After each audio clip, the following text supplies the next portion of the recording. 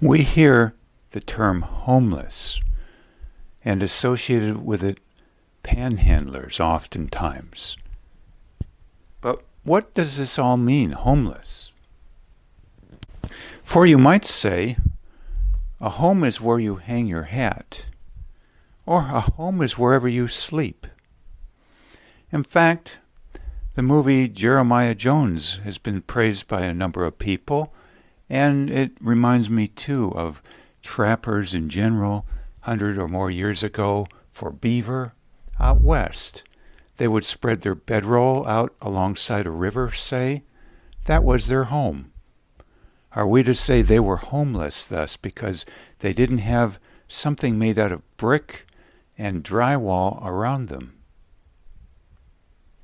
And, if you're sleeping overnight on an airline on a transcontinental trip, are you homeless for a short period of time?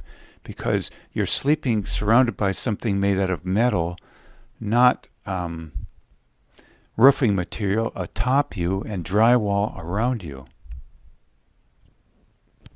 I'd like to bring up some ideas then, some of these based upon having talked extensively with so-called homeless people, and my having spent 5 years spending a lot of time helping and being helped in a drop-in shelter. Now, one individual who some would call a panhandler, he spent 5 or 6 months sleeping in the back of a pickup truck with his wife, open bed pickup. He later acquired an apartment, and it is such a trap in so many ways. He says he now would like to go back and sleep in the truck, quote-unquote homeless. Now, interestingly, he told me some things here and there that were fascinating. First, he used to hold a sign, and he still does in a wealthier area of a urban center, and people will go by and say, oh, so-and-so is hiring. And what doesn't happen is they speak with him for a minute and find out that he has a foot that is very troublesome, a drop foot type of situation from an operation, and perhaps other matters also. And so he's told, oh, so-and-so is hiring, but they don't know what his handicaps are or anything else that we would call constraints. But he told me that he's very ingenious in making money in other ways, such as collecting and repurposing wooden pallets that he can get cheap or free. And he does not look to me ever to be inebriated or high on drugs, contrary to the people in his apartment building of 4 or 5 units who are high on this and that. For instance, one time I went to visit him, and someone was about to knock on his door and instead came up to my car and offered me some illegal substance. Another time I visited him, 10 feet away from the door, someone was selling LSD to another person. A third time I visited, someone was quivering on the ground from an overdose, 20 years of age, and his mother was there witnessing it with her hands held high in the air. So he prefers to live back in the truck again, but his wife does not. Now, this individual told me once, and here's a very interesting concept. He said, do you see all these expensive vehicles going by all the time, and they're not giving me money, generally speaking, at all? He told me many of these cars were bought on credit and maybe aren't totally paid for already. So do they own those cars? We typically then say if someone lives in a home that they own the home. But by analysis then, maybe those homes are not owned at all. Maybe the people in those homes essentially are homeless because they're renting them. And if you say you have a home but it's rented basically because the mortgage isn't paid, do you own that home? Or are you technically homeless? It's a quasi-question there. I mean, on the opposite end of the spectrum even, consider Gandhi. Some praised the fact that he was living a life of poverty such that when he died he only owned sandals and a pair of glasses as to his effects. And yet if you think, every day when he would go from town to town, someone would provide him a spinning wheel free of charge for 1 hour or so to do his spinning, which was his favorite form of meditation. So he didn't own the spinning wheel, and yet he utilized it. So in essence, he did own the spinning wheel, and yet he didn't own it. You could say the same thing then for many a home. Is it owned or not? And are the people sleeping in the home at night homeless or homed? H-O-M-E-D. Maybe it's a little of both. At this point, then, I'd like to introduce another concept called PELF, P-E-L-F, stolen goods. Can you technically, thus, in terms of a docket, a piece of paper, a deed, own a home, but it's stolen goods, so to speak? Just like the concept of conflict diamonds. And many a person not wanting to buy a diamond if it came from a conflict diamond situation. Yes, you can own the diamond, but in essence it's pelf. It's stolen goods in a way, in that it was acquired from labor off the backs of other people of quite questionable origin, so to speak. Similarly, is a person jobless, or do they hold a job rather, if they work 80 hours a week as a quote-unquote crooked used car salesman? And if they bought then a home with the proceeds, do they really own the home, or is it PELF? In other words, is it a PELF home? P-E-L-F home. Is it a stolen goods home? Yes, technically they own the home, but it was stolen. Or you could say manipulated for. I'll bring up another concept at this point, white-collar criminality. I have a book. I was just looking for it to get the title. It's an older book by far. The whole book is devoted to white-collar criminality. Well, I have a question then. What is even a crime if, legally speaking, it's on the books? For instance, Hitler. Adolf Hitler from World War II era. Everything he did was legal. And yet, one day, he got himself in sudden hot water, and he, I believe, took both cyanide and shot himself. And so the question is, he was a hero amongst many people in his country one day, and owned a home, surely, paid for legally. And yet was the money PELF money? And was it a PELF home? By the way, one day he was a hero, the next day he was a war criminal. You might say also, one day he owned his home, the next day his home was acquired through very, very dubious means, a PELF home. So who owns something and who has a conflict diamond type home, you might say? Similarly, of course, our past is filled with the concept and examples of robber barons. Yes, every one of them owned a home, if not a whole ton of homes. Yet, did they own the home if they got it by hook and crook? I mean, similarly, once I was engaged to a woman for a couple of years when I was in my 30s, and she had a brother who was running a outlet of a pizza store and living with his mother. And his mother once told me that she did not regard that as a real job. And so, you have to ask, what is then the so-called homeless person who won't, quote, get a job if many of people have what you might call a cover job, or a job that is acquiring money in means that you could call the money pelf money. Stolen goods money, for instance. Al Capone, would you consider his money to have been acquired honorably, and the proceeds buying an honorable home, or was it a pelf home? P-E-L-F home. Just like having, again, conflict diamonds. Yes, you have the diamonds. If they were your roofing material for your home and you lived inside this diamond, were you living in a diamond-based home, or was it a conflict home? Another example.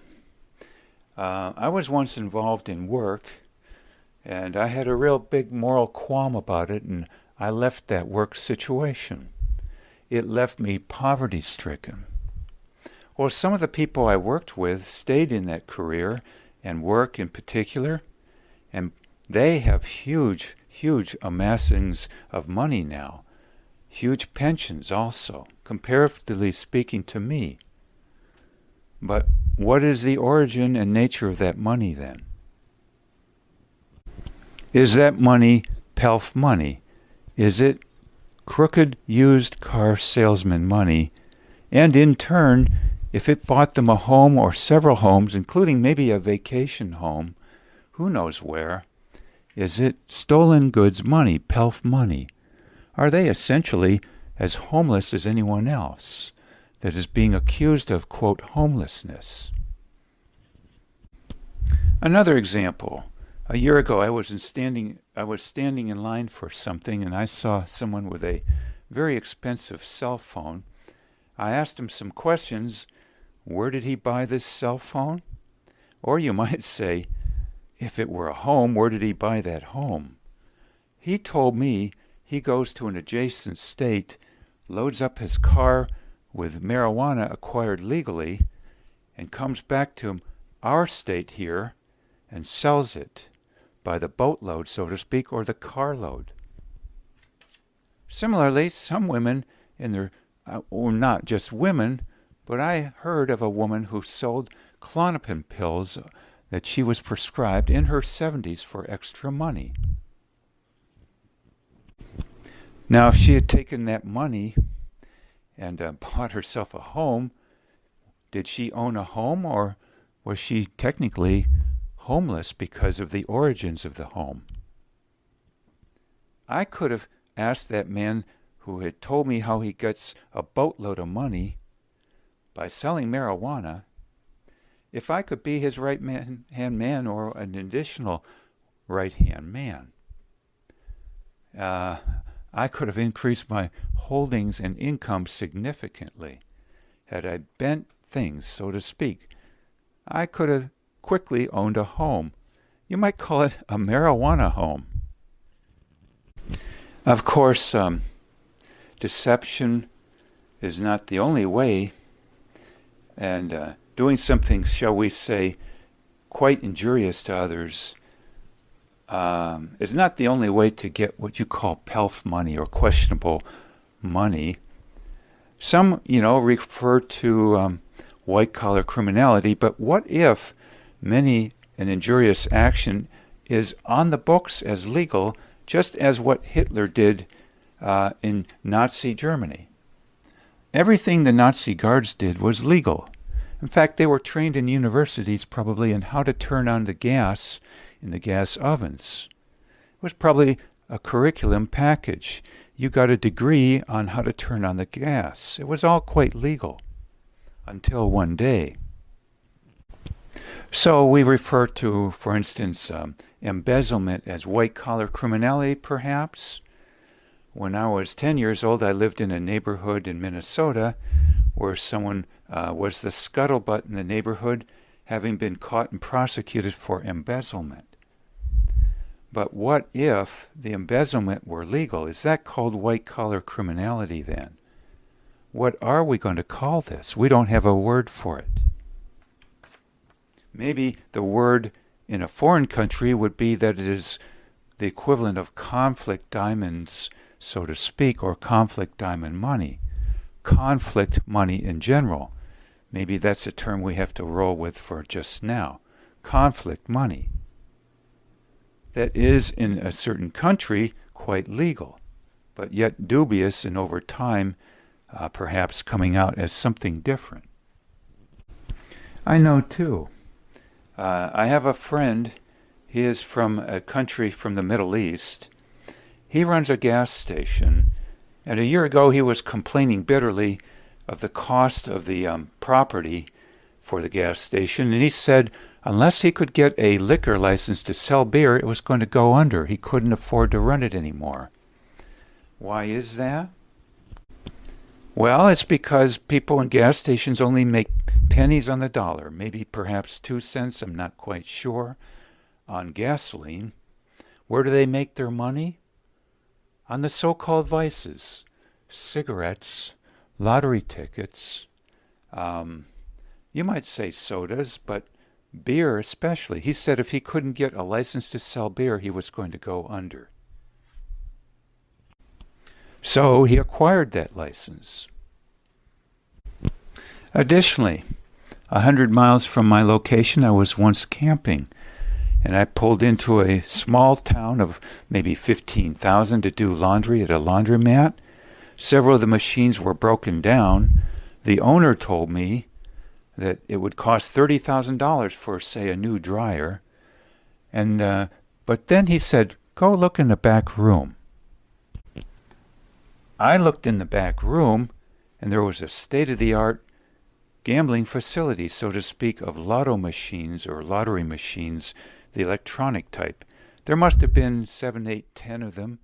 There were a number of people in there around midday, and he said that operation in the back pulls in to him and his little business there $1,000 a week, and that the laundry machines in comparison pull in chump change.